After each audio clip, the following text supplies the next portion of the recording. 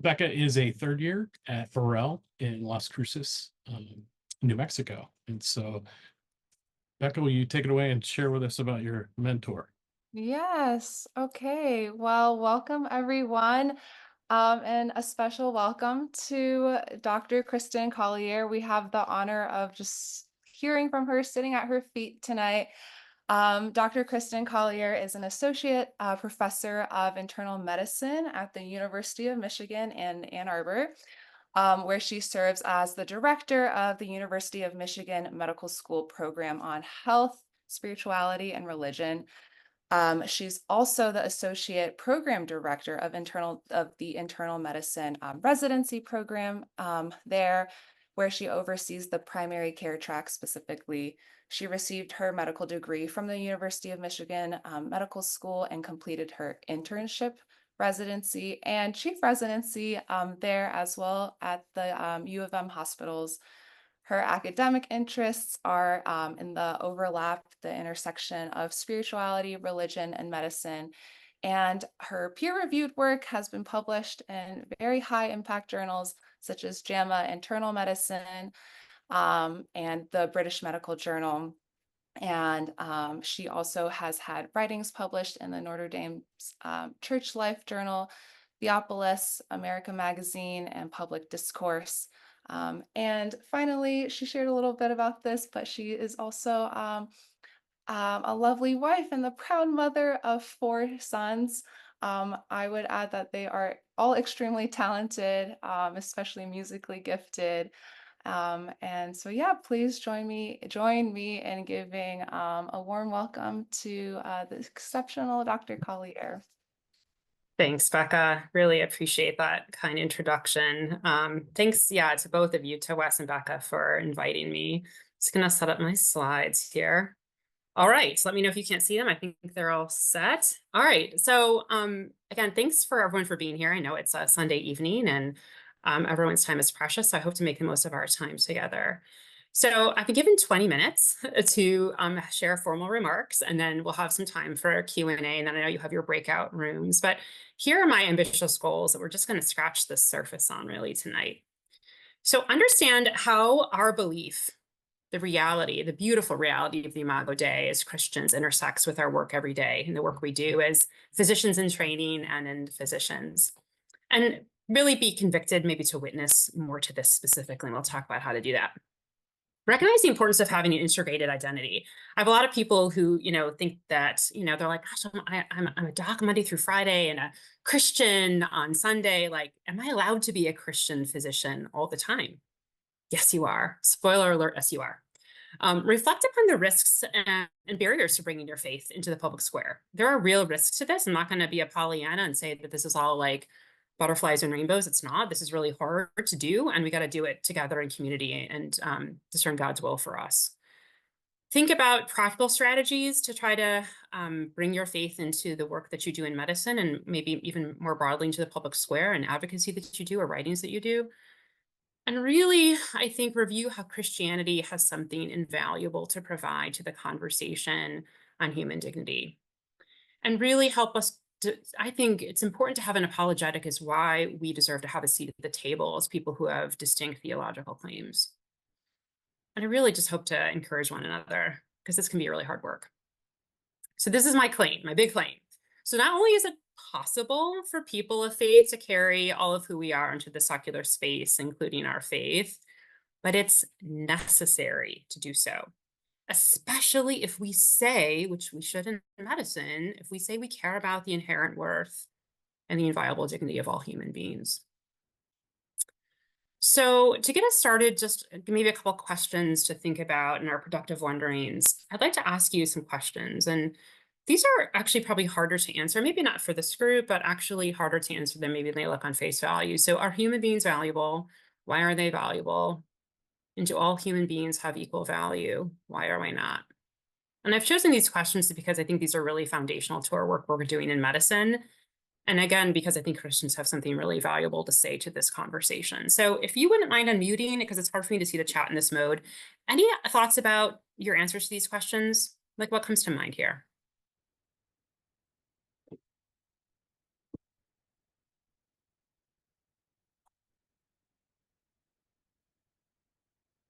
Don't be shy.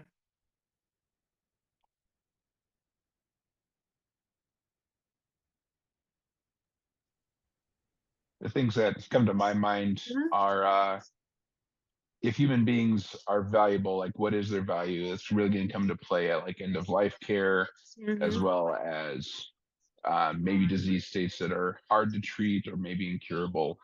And the questions are, what do we do at this point in time? Okay. So these questions sometimes emerge at the margins of life, maybe? Thanks. Great. What else? What else comes to mind with these questions? I think along the lines of what Cody said, Mhm. these questions come to mind when we think about how resources are allocated Mhm. on Mhm. a national level or even within Mhm. the local and state level. Mhm. Um, and something else that comes to mind is just the fact that like we are all created in God's image. Mhm. And so if so, how does that trickle down into, how we treat people, how we view ourselves, how we engage with Mhm. others, and just really, I think for myself personally, just seeing beyond the face value and realizing that Mhm. like individuals hold such beauty and glory um, Mhm. in terms of who they are, um, who God has made them to be. Thanks, Becca. Yeah, thanks, Becca and Cody, for participating there. I love this language that we're hearing tonight. And I just wonder how often you hear language like that about glory and beauty on the wards or in medical school, just thinking about the different discourse communities we have. But yeah, no, these questions to me, I've been asking, actually, I've been going around the country the past few years asking these particular questions to various levels of learners in medicine, like fellows, residents, lay people, attendings. And the answers I've been getting actually have been super interesting. People have told me, yes, I think human beings matter, but I can't really tell you why. And people would say, I'm not really sure that they matter more than my dog because I actually love my dog more than a lot of people in my class, people would say. The most common answer theme that I've received back is around this type of theme that, people matter and they matter because of what, contributions they've made to society. And then I ask responders, well, what if someone's made fewer contributions than somebody else? Like, do they matter less? Or what about someone who was born with cerebral palsy and has spent their entire life maybe in a wheelchair or in their bed and hasn't made the type of, contributions to society that you're talking about? Like, do they not matter at all? What I hope to get across to you then is, I know you believe this to be true, is how important it is as Christians, as we have belief in the reality of the Imago Dei, that every person has inviolable worth and inherent dignity because they're loved by God and made in his image. And it's important for us to speak and witness to this truth in medicine. I do believe this is one of the most important ways that we can impact the culture of medicine right now and can be a really powerful antidote against what I know you probably see it as well, the sort of the still horrible threads of racism and ableism and ageism, both in our culture and tragically that's infected medicine.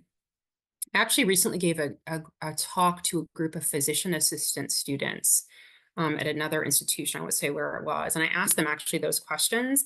And I couldn't even get the group to agree that human beings mattered. And I think that's a huge tragedy for the healing professions if we can't even agree that human beings matter at all. Like, we are in deep, deep trouble. And really, Becca mentioned this in her comments, like, here's like the so what of these questions, right? Like, who is included in the moral sphere of concern in healthcare and in society? Like, who is included in the circle of we, and what are we basing this on? Because if this view of, who matters and who doesn't is going to be based, it's not going to be based, if it's not based on the Imago Dei or something that's inherent to the very type of creature that we are, it's going to be rooted in what people can do or can't do that mirrors our consumerist society, where your value is often based on your ability to produce and consume. And this leaves out swaths of human beings who have disability, dementia, closed head injury, etc. And there are all segments of society whose dignity we find personally inconvenient to us. And those folks end up as part of throwaway culture. And if we don't have an apologetic as to why we should bring them into our moral sphere of concern in medicine, like the incarcerated person, the migrant, the refugee, the prenatal child, right? They will be part of throwaway culture. And I believe throwaway culture really has no place in medicine. Like we should have like actually the broadest tent to like welcome everyone into the circle of concern for us. And the way we see human beings matters, because as Becca said, like I do work in the women's prison here. Like my work in the women's prison or the advocacy that I do flows out of my view of the human being, right? And the work that you do, the policies that you write, the committees you sit on, like even your bedside decision making, that is really impacted about what value judgments you have about the worth or value of human beings. And so getting these questions right is really important for us. So to give you an example, and I shared this paper with Wes to share with you. This is a paper by Timmermans to show that like physicians like actually, which it's not surprising to you, probably pass value judgments all the time on patients that affect people's lives. So this was a study where they actually embedded qualitative researchers into resuscitation bays to see like how do physicians like resuscitate people who come in with out of hospital cardiac arrest. And they were arresting, so they were sick, so they didn't have time to ask them like what kind of work do you do, like what's your status. They just had to make a judgment based on like what they saw. And unsurprisingly, physicians don't resuscitate everybody the same way. They like let people go or like did like a show code on certain people, and those people were people who looked like to be of advanced age, who looked to have visible disability, like trisomy 21, who looked to be undomiciled, who looked to be addicted. So, there are all people who are socially dead to us. And this study shows that social death predicts your cardiopulmonary death at the hands of physicians. We have work to do. But with a proper God-rooted anthropology, I would say, we can look at all these pictures and say, yes, these are all human beings worthy of being included in our moral sphere of concern, and claim boldly that if we, as people in healthcare, commit to love and care for a person for their whole life, this is what their whole life looks like. These are all pictures of what human beings at different ages look like. And all our assumptions otherwise are either ageist or ableist, I would say. There is no stage of human existence where we don't find human dignity. And to read more about the threats to medicine that are here and will continue to come if we don't find a way to reclaim a sense of inherent human dignity, I would point to my friend Charlie Camosi's book, Losing Our Dignity. It's really, really good and goes through like all these examples of older people and younger people and children who have been harmed by medicine, who our professions increasingly losing a sense of inherent human dignity, and like the outflowings of that are actually like horrific, especially if we think of people at the margins of life. So how do we get started with the change that needs to happen in medicine? How can we bring what we know to be the truth to light? I know you are already doing this, but I encourage you to make friends and to, build relationships with people who think wildly differently than you do. Thick discussions on challenging topics always happen better in the context of a relationship. Like when my students, hopefully, or colleagues know from my actions over time that I love and care for them, they're going to be more willing to trust me, right? That I'm a person of goodwill when it comes to maybe like pushing the envelope a bit on conversations. And as you know, the best way for folks to sometimes understand the shortcomings or their frank incoherence of an argument in which you disagree is to ask people questions. Jesus was a great pedagogue. He asked people a lot of questions. So if both you and your interlocutor both agree that ageism and racism and ableism are bad, which hopefully every morally serious person would say those things are bad, ask them, how do they root human dignity? Have them come to the realization over time in conversation that they can't argue a way out of these sins without having a way to root in inherent human dignity. This piece is like fabulous. I love this piece. I shared it with Wes also. This is a piece by Neil Jalbigar at Oxford, who wrote this piece called like Why Religion Deserves a Place in Secular Medicine. So he says, if I am a religious believer, I'm going to succeed in persuading you, let's say an agnostic or an atheist person, of my moral view, then I'll have to show you that your view has weaknesses or problems, that these cannot be adequately repaired in your terms, but they can be repaired in mine. It's much more pedagogically effective for people to realize their own incoherence instead of you just telling them so. But you might ask yourself, like, but this is hard. Like, I feel like I'm the only faith-based person at my school or in my division or like in my department. I can't do it. Like, am I the only one? Like, you're not the only one. This paper by Robinson and colleagues just a few years ago actually found that the majority of physicians believe in God, and that a lot of us went into medicine because of our spiritual and religious commitments. But then what happens is you get into medicine, and because of the hidden or sometimes like not so hidden curriculum, you're made to feel like you have to check your faith at the door to be considered like a legitimate, reasonable person. But as I talked about in this piece in public discourse that I also shared, we shouldn't have to empty ourselves of our most deeply held commitments to be in the profession. So piece is called The Dark Kenosis of Med Ed. So kenosis, as you know, is like this Greek word for emptying. In Philippians, there's this, obviously talks about the kenosis of Christ. So we shouldn't have to like empty ourselves. It's a dark kenosis, right? And if anything, our commitments that we bring into the profession as whole persons should be reframed as an asset. But, trust me, I fully understand the risks of bringing your full self to work. And I understand that it can be scary and challenging to do so. And I feel you. I relate to you. So, a couple of years ago, there was a walkout during a talk that I gave at the medical school. And it was a white coat ceremony talk that I was asked to give the keynote address at. And I'm not going to spend time on the story because it's not really the point of today, but just what I want to tell you with the extreme nature of what happened to me, the fact that I had to have a bodyguard and had death threats for standing up for life as a physician in medicine, I think shows just like what kind of deep trouble that we're in, actually. And as my colleague, Dr. Ben Fresh, and I wrote about just actually this month in this piece, Moral Diversity for Trainees, we have made incredible progress in the tenet of diversity, equity, inclusion for like all types of diversity that have, we know we've done a terrible job of medicine over time for historically marginalized populations, but the dividends of DEI haven't paid out equally actually for viewpoint diversity, moral diversity, religious diversity. I think things like the white coat ceremony things and like that happen because in part, we just haven't made enough space for people in academic medicine with deeply held religious commitments that rightly inform their conscience. And what happens then if we had, I think maybe like a larger tent where we had normalized the fact all along that people of various backgrounds, including religious ones, including pro-life ones or both, were part of medicine, then the white coat thing wouldn't have happened because people would be just used to pro-lifers being part of the academy, and it just would have been like no big deal. So how are we to navigate specifically being a people of faith in our current cultural moment? Like, how do we do this well? Like, what can we do?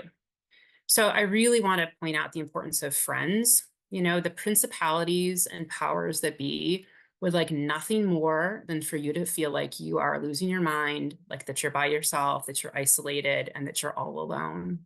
That's why it's super important for groups like CMDA and CMA to exist and for you to be part of. You to also figure out, who your friendlies are at your place. So I consider my friendlies at my place, of course, like my colleagues who are like-minded, right? But my important friendlies are also people who they don't necessarily agree with me on my points, but they agree with my right to be here. Those are my friendlies. There are friendlies at your place too. Find out who those folks are. I know that I would not have survived what happened to me a couple of years ago if I hadn't had my network. Not only people at my own place, but actually people outside of my institution. So cultivate now your team of mentors and sponsors and advisors and coaches. Women in particular are under-mentored. We need to be better about asking for mentors and mentoring and sponsoring others. The second thing I want to ask you to do is be a truth speaker and a truth seeker. So Robbie George at Princeton, this is his line, which I love. Be a truth seeker and a truth speaker. The truth is beautiful. And people need to hear what we have to say. Like what we have to say actually is radical, but beautiful and true. People deeply want to hear that they're loved and that they matter and they're more than their various abilities. And speaking the truth really, I think, can motivate others to act and see people in a different way.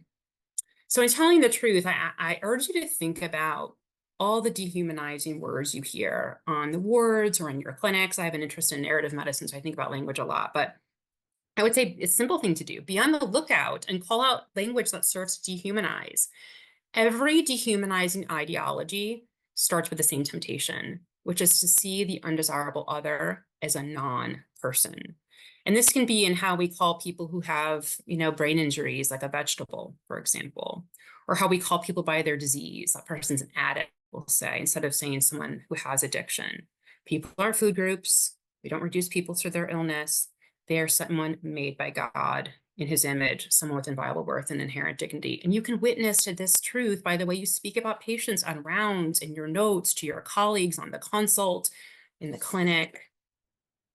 And in your conversations, just developing your apologetic, I would say, don't for 1 minute let others think that you cannot bring your faith claims to the table.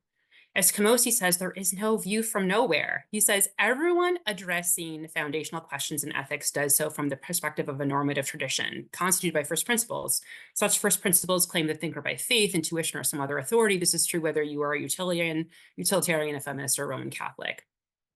So people will say, but you as a Christian, you cannot sit at this policy committee, or you cannot be on this, at this table, right? Or you cannot be here because you have faith claims and that makes you unreasonable. Well, guess what? Everybody has faith claims. Yes, we as Christians have faith in the resurrection, but people have faith, everyone's faith in something, faith in science, faith in mankind, faith in politics, right? So it's important to develop an apologetic about why you deserve a seat at the table or a place in academic medicine when people try to leave you out. It's hypocrisy just to leave us out or discriminate against religious people because we have faith claims. As Nigel Bigger says, we are not the people making medicine uniquely awkward. It's awkward on its own, right? And remember that we wrote about this in our piece that I shared. And our goal to be integrated persons, you mustn't feel like we have to check our faith at the door when we're at school, in society, at work. So we wrote about this in this piece, again, to randomly, marginalize people who have religious and faith claims when we know this actually helps protect us against burnout, makes us find pathways of meaning in medicine. Is actually detrimental to people who have these claims and hypocrisy under the tenet of DEI. Also, I would say my other tip is let your work speak for itself. So after the white coat ceremony issue, all the media reached out to me. They got my husband's cell phone, they got my cell phone, and actually you won't find me on YouTube on any of the shows talking about any of this. I declined. And so NPR reached out and I declined. And so they probably sent an intern to go find something about Collier. And this is what they wrote in the piece. They said, Collier is a frequent speaker and panelist on issues of bioethics and the role of spirituality in healthcare.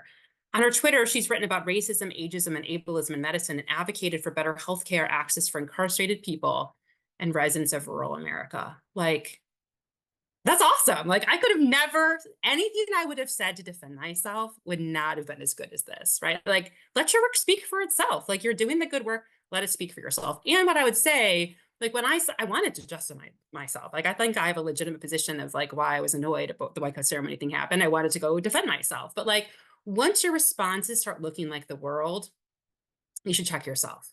The way we look, the way we act should look countercultural. And also, I thought about all the time, actually, that Jesus was silent and the space it makes for grace and mercy, which really was much needed in this situation.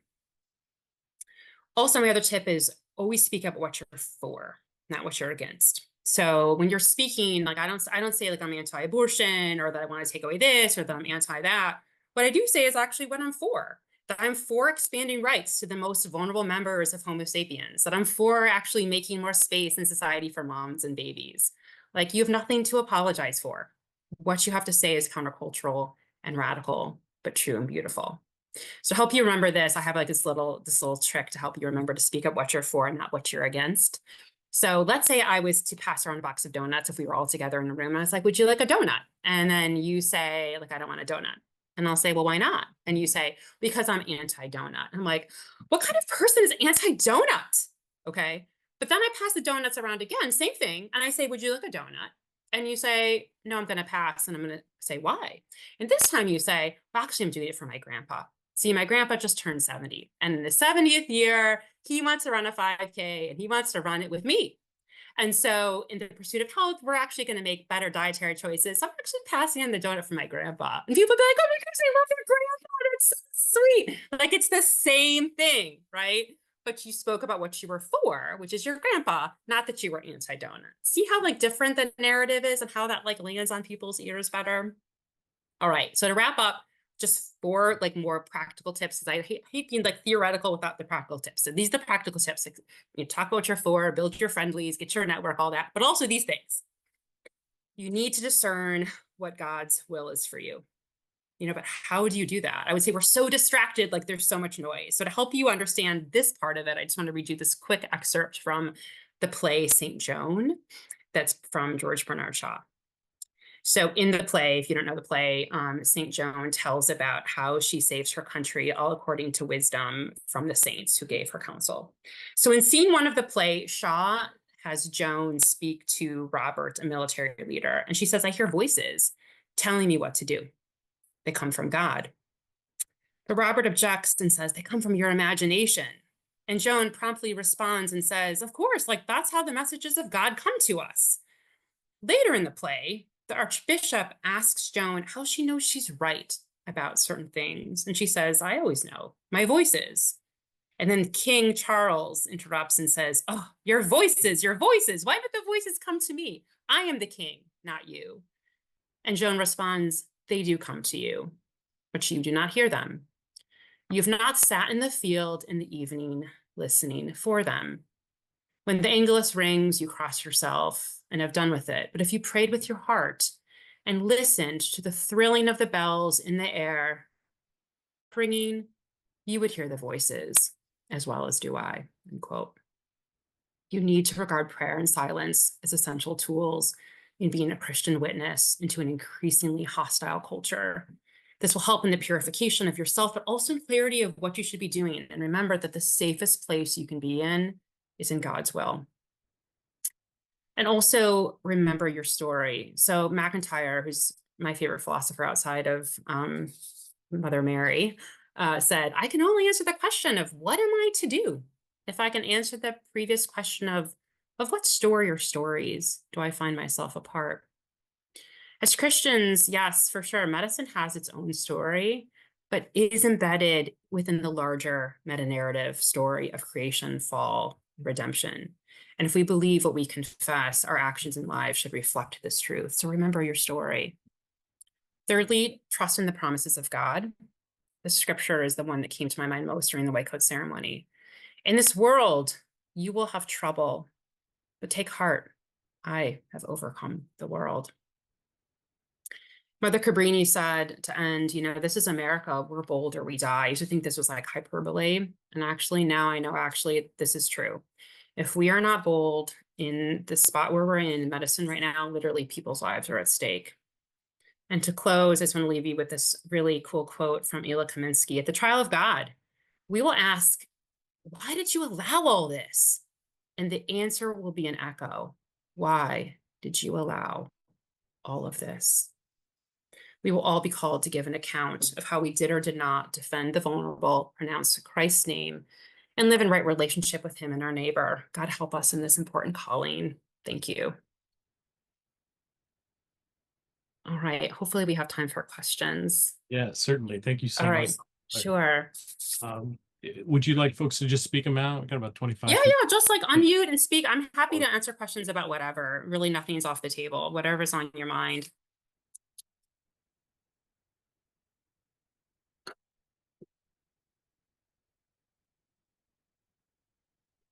And Becca and Wes, I hope that you can keep track of time, because I know you said you wanted like 20 minutes for my comments and like 5 to 10 for questions. So I'll let you direct the time for questions.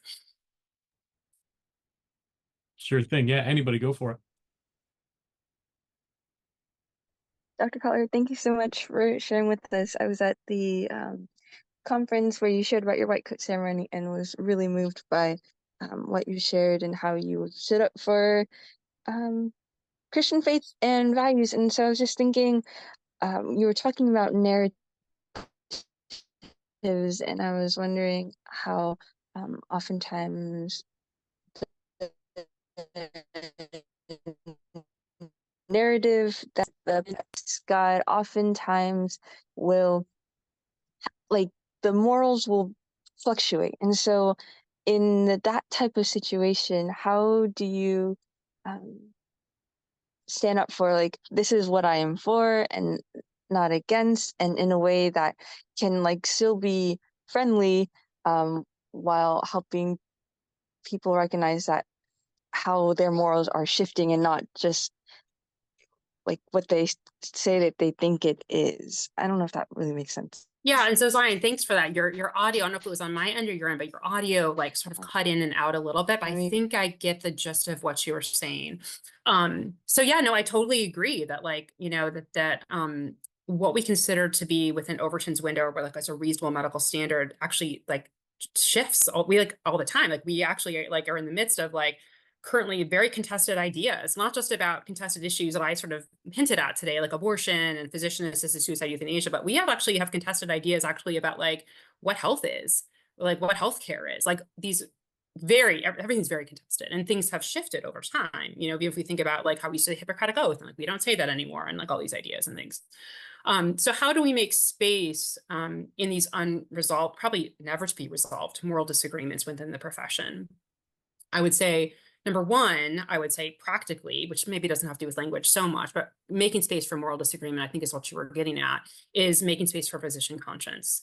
Actually, just before everyone like logged on, I was telling the group that I'm giving a grand rounds on physician conscience in a couple of weeks. And when there's so much contested nature and medicine around specific procedures and treatments, like we should allow physicians leeway, actually as a collective conscience within the profession to like voice dissent. And that's actually really important for the profession to keep its integrity. So making space for physician conscience is really important, I think, in an area of contested issues. Number two, with our language, I think having a posture of epistemic humility has always been part of wisdom and always been part of medicine. So that means like having humility and like knowing what you know.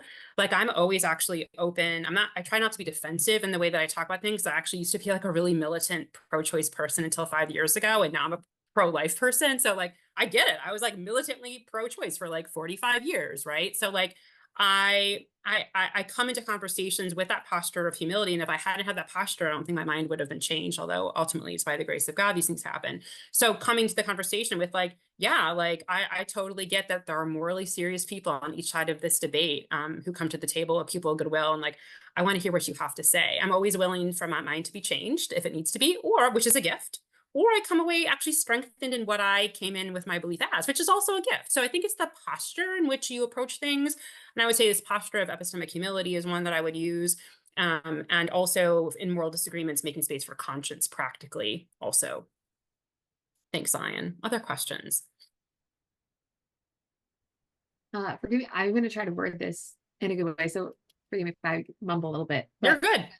One of the questions I've had come up is when I say like, I value both the woman and the baby and all that. They're like, well, if you're not being pro-choice, you're valuing the baby more than that woman.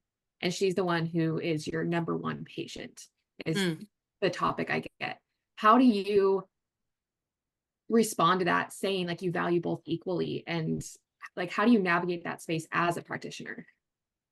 Yeah, I mean, I think that's like a common critique of pro-lifers. And I would say like, there are a lot of like pro-lifers who have like not done well for the movement, right? We know like who have been like really truly forced birthers who really do only care about getting that baby here. And then like moms like haven't been and families haven't been supported in the way that they need to be.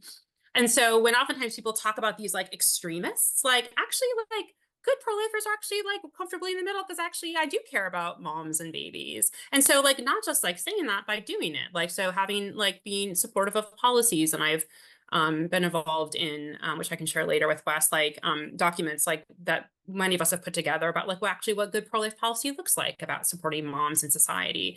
I think that, you know, I think there's like these bad arguments to say like that you can't care for both. And I'm always like, well, who says that I can't? I do actually care for mom and baby, like choose both. That puts you in like some happy middle ground. But I think part of that stems from the fact that in the pro-life movement, there have some bad actors who really have only cared about the baby coming to be and haven't cared about the mom. So I like in those conversations, I recognize number one, the trauma in that space. In talking about abortion, talk about for a million years, you know, and some other context, if you'd like me to come back and talk about it, there's trauma in that space. If I talk to a group of 100 people around abortion, 1 in 4 people in the room has either had an abortion, paid for an abortion, coerced a woman to have an abortion. So for me just to go in there and not recognize that trauma is like horrible. So recognizing that trauma in conversations that you're having with people that they could be have been coerced into abortion, had abortion, whatever, right?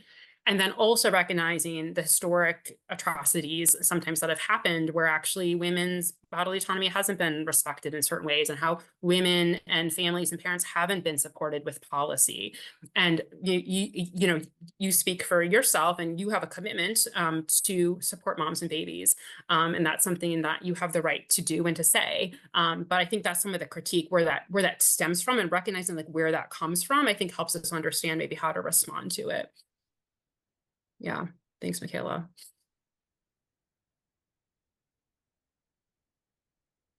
Other questions? And I would say sometimes like also like people will, I've heard this before, people accuse pro-lifers of being extremists. And what I would always say, like, it's okay to be an extremist for good. Like, it's okay to be an extremist for good. But yes, choose both and care about both moms and babies. Because I think in the pro-life side, oftentimes like baby mom is like sort of hidden, her moral status is hidden. But in the pro-choice side, oftentimes it's mom, and the baby's moral status is hidden. Like, try not to fall into either one of those binaries and fall in the comfortable middle.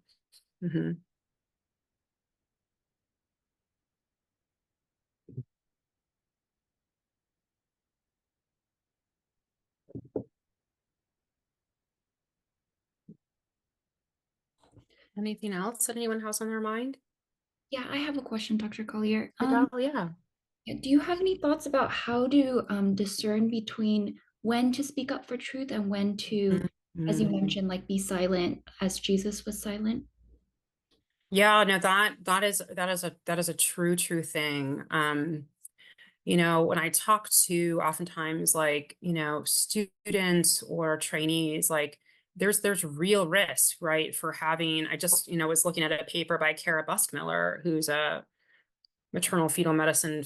She just graduated from MFA fellowship at Baylor, but she writes a lot about conscience protection and such. And she like sent out this like survey to OB-GYN program directors, like asking them like how they would like rank applicants who had like conscientious objection to sterilization, abortion, birth control, and the PDs uniformly said like they would rank these people lower, and like these people wouldn't be compatible with practice. Which I'm sure I'm sure there's discrimination in real life that's happening against these folks, right? And so like having like a little bit covert actually, and sort of not be like broadcasting it across the airwaves when you're like a medical student, like, like I would maybe perhaps like on Twitter or whatever, because actually we got to get you in. We got to get you in. And then you can like blow things up when you have more like, institutional gravitas or institutional authority. Even then there's risks to it, right? But like, I think you're like blazing it from the rooftops is a little different when you're a fellow or a medical student or an attending. It's going to look different. It should look different because by the very nature of medicine, the evaluative process and the hierarchy, there's more at risk actually. We got to get you in. And there is true, frank discrimination and bias oftentimes against people who have religious commitment. So it's going to look different. And so thinking about, you have to live authentically, and you have to live according to what you think God's will is for your life. And there are some fellows and trainees who, despite other advice, they write op-eds and they go out there and like, if that's what they feel they've been called to do, like, I'm not going to stop them. Right. But like reflecting, if you're going to maybe take on a project or write an op-ed or be interviewed on NPR, you're going to say something, you're going to start your pro-life group at your medical school, like talk to your mentor, talk to your sponsor, talk to your coach, your advisor, whoever that is, about the best way to go about that and the pitfalls of doing so. Because sometimes actually it's sort of like, wait and see or wait a bit. So there is discernment depending on what stage of training you're in, for sure. Yeah. We got time for one or two more. One more question? Yeah.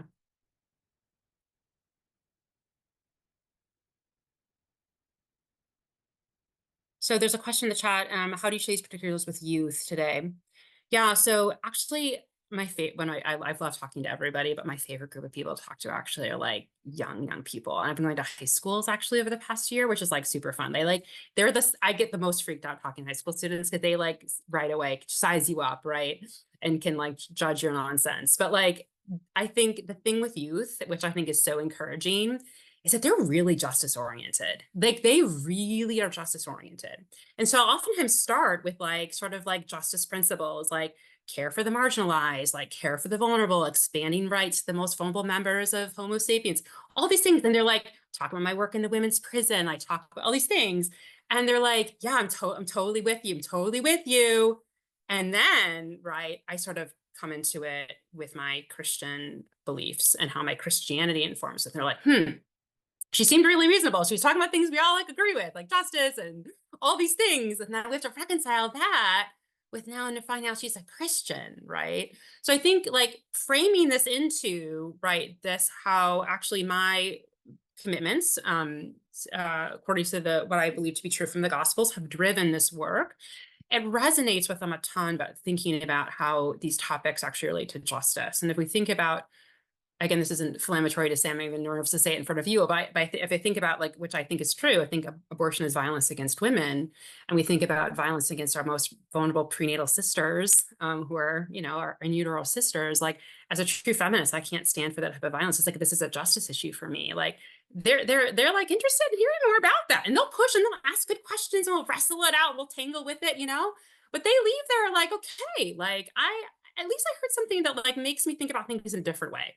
And if you can get like younger people to like, you know, see things in a different way, it's a huge gift. But I think the lens of justice, equity, and people in the margins, which is like, and this is, I'm not lying, this is actually true. This is like what we're working towards. I think that speaks to them and gets their interest more than if you came at it from more of a dogmatic approach, you know? Mm-hmm. All right, Wes, I think we're at time. I don't want to keep you all. Thank you so much. Thank you. Goodness. Can I post the morality diversity article? You sent that, but I didn't know if it was finished yet. Oh, yeah. Oh, yeah, for sure. Okay. Yeah, for sure. Yeah, that was great. Thank you so much. I wanted to share just briefly, Michael, who's here, is my predecessor, and he always is talking about the Sermon on the Mount. The key to scripture, and one of the verses there kind of talks about what you were talking about, which is, you know, being salt, and what that means. And Matthew, Mark, and Luke all talk about it, but Mark, we've been going through Mark in my church, and there's this one phrase, it comes up, it says, everyone will be salted with fire. It says in Mark 9:49, salted with fire. Like, what is that? And it's a reference back to Leviticus that says, like, season all your grain offerings with salt. Don't leave the salt in the covenant of God on your grain offerings. Add salt to all your offerings. And I'm like, that's interesting. Okay, so that's a reference to Old Testament, and yet we're to be the salt of the world. And I would say with, you know, prudence and discernment.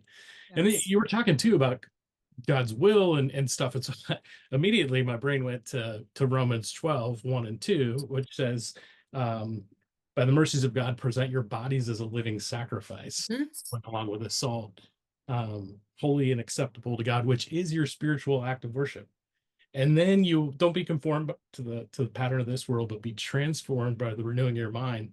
Then you will know God's good, pleasing, and perfect will, which is interesting because it kind of ties into just what you were saying. Not easy.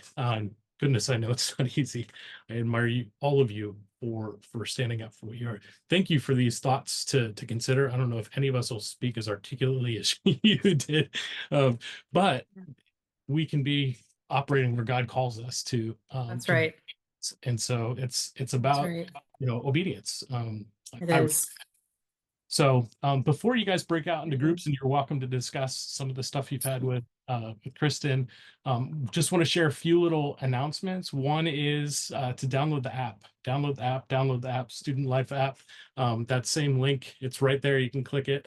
And one of the things I've noticed too, now that I've been at this role for 2.5 years, I'm starting to see like students in residency, and I try to contact them, and they've got their email that's, you know, for their school, and I can't contact them anymore because they're not answering it. So if you can encourage folks in your group to become members, anybody can become a member for free, and then put an email. And if you guys haven't given it to me, an email that is like whatever you use personally, because it's a bummer. I want to reach out to folks, and maybe they didn't give it to me for a reason, but that's a whole different issue.